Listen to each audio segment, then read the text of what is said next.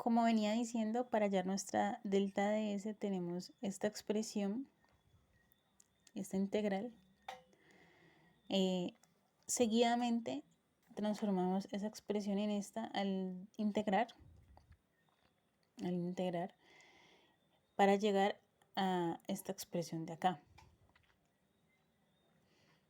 donde finalmente tendríamos esta fórmula final derivando e integrando.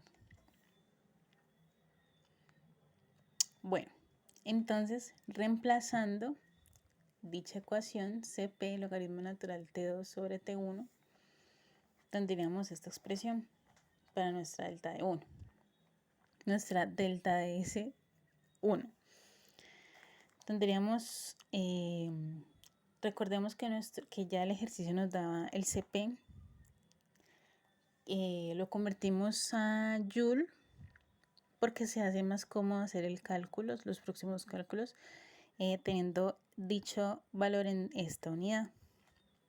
Entonces simplemente reemplazamos la ecuación que tenemos aquí. Entonces el CP por logaritmo natural de las temperaturas que ya las habíamos convertido en Kelvin. Esto es igual a 16,4 joules sobre Kelvin. Para hallar nuestra segunda delta ds, entonces tendríamos que es igual a esta expresión de acá.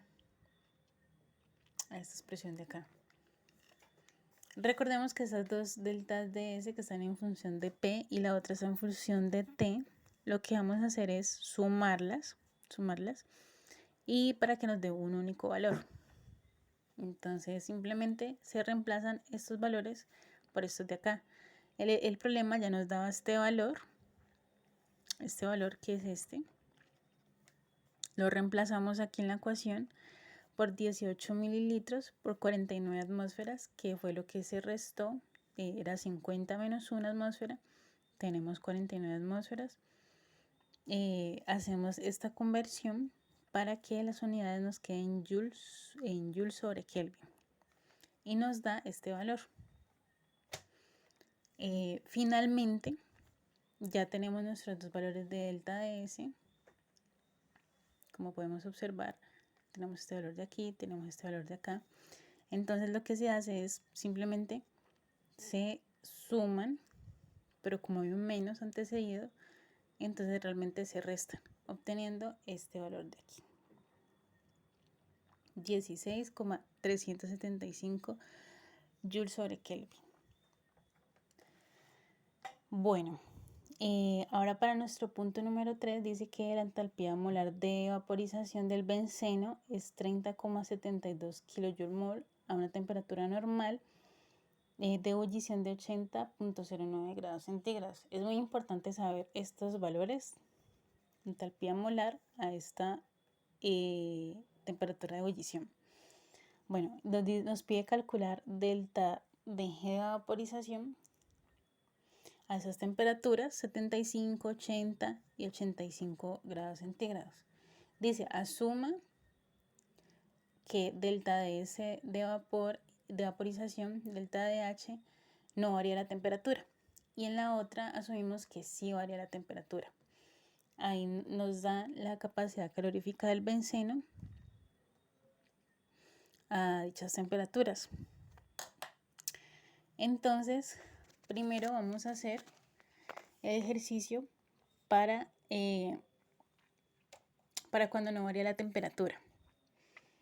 Bueno, como vamos a hallar delta de G de vaporización y esta ebulle a 80 grados, 0.09 centígrados, hallamos el delta de vaporización así.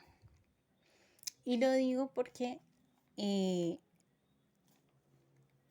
para hallar el delta de G de vaporización necesitamos primero el delta de S de vaporización y como no lo tenemos, no tenemos ese dato, pues hay que calcularlo.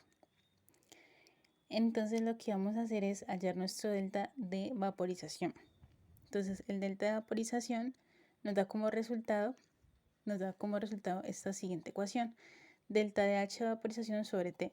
Bueno, esto es muy fácil porque ya el problema nos está dando el delta de H de vaporización y ya tenemos también nuestra temperatura, que en este caso sería esos 80.09 y simplemente ya sabemos, lo volvemos en Kelvin, porque en esos ejercicios siempre hay que transformar en Kelvin los valores de temperatura que nos den. Esto nos da un igual a 0.087 kJ sobre mol por Kelvin.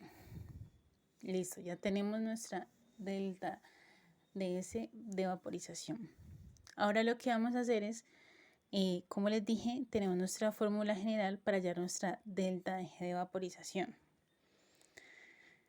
Entonces, lo que vamos a hacer es reemplazar esos valores de la ecuación.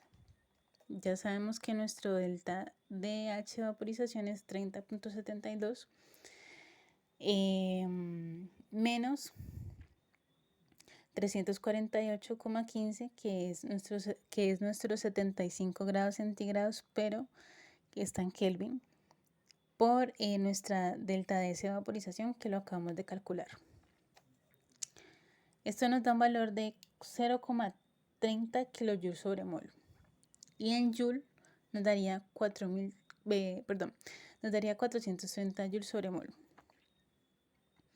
Bueno, en este caso, para el delta de G de vaporización para 80.09 grados centígrados nos daría un valor de 0 porque es un delta de G de vaporización.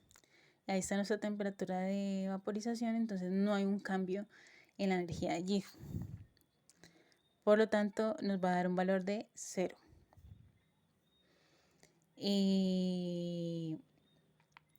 Por otro lado, repetimos el mismo proceso que hicimos con el anterior, la anterior temperatura, solo que la única diferencia es que vamos a reemplazar el valor de temperatura, de resto es el mismo proceso. Y nos da un valor de menos 428,3 Joule sobre mol. Y ya están nuestros valores que nos está pidiendo el ejercicio. Ahora vamos a asumir que la temperatura sí varía. Ese es un proceso un poco más complicado, pero igual se puede realizar. Esta es la expresión para hallar el delta de G. Entonces sería igual a esta expresión menos integral de dt más b por derivada de p. Al derivar todos estos valores, nos da una expresión como esta: derivada de delta de S por integral de Cp por derivada de t sobre t. Y finalmente tenemos esta expresión que es más sencilla, por decirlo así, más sencilla, y reemplazamos los valores que el mismo ejercicio nos está dando. Por ejemplo, aquí nos está, reemplazamos los valores. Por ejemplo, este valor es el Cp del ejercicio, menos 100.36 Joule mol por K, y nos da un valor de menos 53,9 Joule sobre mol K. Posteriormente hallamos ya nuestro delta de vaporización y nos da este valor. Finalmente, reemplazando, tenemos que, reemplazando esta integral de acá arribita que teníamos, tendríamos este valor de aquí, donde el delta de G de vaporización es igual a la energía de G de vaporización que nos había dado anteriormente por T menos la integral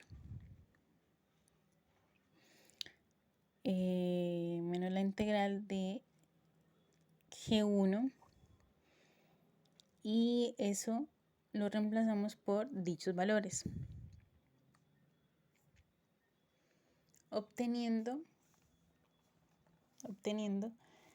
este valor de acá para nuestra delta de G a estas temperaturas, que las convertimos en Kelvin, ya obteniendo nuestros valores.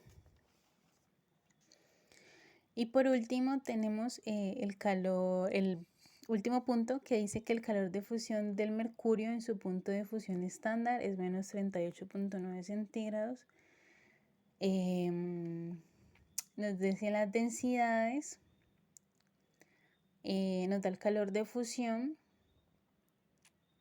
y nos da el punto de fusión.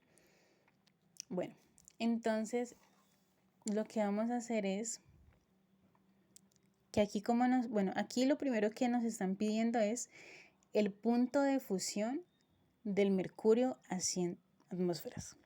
Eso es lo más importante que tenemos que identificar en el ejercicio. Que nos están pidiendo es el punto de fusión del mercurio a una presión de 100 atmósferas. Entonces lo que vamos a hacer es que aquí el ejercicio nos está diciendo que el calor de fusión tiene un valor de 2.82 calorías sobre gramos. Entonces, y ya sabiendo eso, ya sabiendo los demás datos, después de haber convertido esos grados centígrados en Kelvin y sacar el valor de las densidades, entonces lo primero que vamos a hacer es convertir esos calorías sobre gramos a kilojoule-mol. ¿Por qué? Porque generalmente nosotros no trabajamos con estas unidades. Siempre tratamos que en las unidades nos queden en kilojoule-mol o sobre joule-mol. Entonces simplemente se hace el valor de conversión, que es este, y tendríamos este valor, 2,367 kilojoule-mol. Ese sería nuestro calor de fusión, pero en kilojoule-mol. Posteriormente, para hallar lo que nos están pidiendo, que es nuestro punto de fusión, lo que hacemos es tener la siguiente expresión, que en este caso es integral de dp sobre integral de h sobre t por variación de b de t sobre t. Lo primero que tenemos que tener en cuenta es que aquí nos está pidiendo un volumen para reemplazar esta expresión de integral, y nosotros no tenemos ningún volumen. Cuando esto ocurra, lo que tenemos que hacer es mirar esta fórmula y reemplazarla. El peso del mercurio líquido es igual a 200,51 y en sólido es igual a este valor. Y esto corresponde al valor de las densidades, ya que el volumen es igual a masa sobre densidad. Bueno, entonces después de integrar y derivar esta expresión, nos queda esta que está aquí, que es la que vamos a utilizar a continuación. Entonces, primero, como no tenemos un volumen, pues lo vamos a calcular. Y como necesitamos nuestra variación de volumen, entonces de una vez hacemos esto. Reemplazamos, esto nos va a dar un volumen 1, nos va a dar un volumen 2, y la resta de ello nos va a dar un valor de 0,519 centímetros cúbicos. Pero ¿qué pasa? Obviamente, pues para mayor comodidad y para que nos queden las mismas unidades, vamos a trabajar con litros o con mililitros preferiblemente. En este caso vamos a convertirlo en litros. Entonces se cancelan estos centímetros cúbicos sobre este centímetro cúbico para tener un valor sobre litros, dándonos este valor que tenemos acá. Reemplazando en la ecuación quedaría la expresión de la siguiente manera. Logaritmo, bueno, ya como tenemos esta expresión de aquí, lo que vamos a hacer es que para hallar nuestro punto para hallar nuestro punto de fusión, que es lo que nos está pidiendo el ejercicio, lo que vamos a hacer es simplemente reemplazar es despejar esta ecuación. Al despejar esta ecuación, nos queda esta expresión de aquí.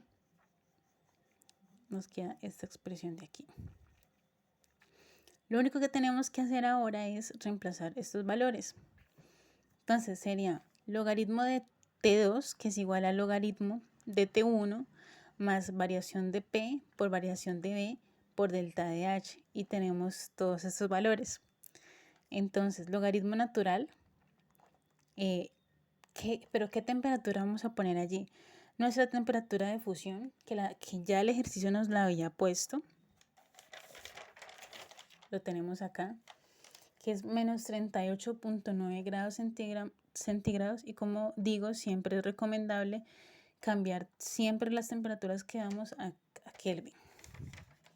Entonces ya tenemos esto acá, simplemente reemplazamos aquí nuestra temperatura de fusión más la variación de P, que ya habíamos hecho el cálculo de las dos presiones que teníamos, por B, que este es nuestro volumen, ya lo convertimos, ya hicimos la conversión a litros, por delta de H, pero ¿qué delta de H pongo? Bueno, nuestra delta de H de fusión, que estaba en nuestro ejercicio. Entonces cambiaríamos esa delta de H de fusión. Y utilizamos nuestro factor de conversión para que todo nos quede en la unidad que necesitamos. Entonces, simplemente cancelamos unidades. Estos moles se van con estos moles. Estos joules se van con estos joules. Y este mol se va con este mol. Litros se nos va con los litros. Y nos quedó simplemente Kelvin. Nos quedó un Kelvin que va a corresponder a T2, donde vamos a despejar aquí. Y nos queda 235 Kelvin, que en este caso sería nuestro punto de fusión.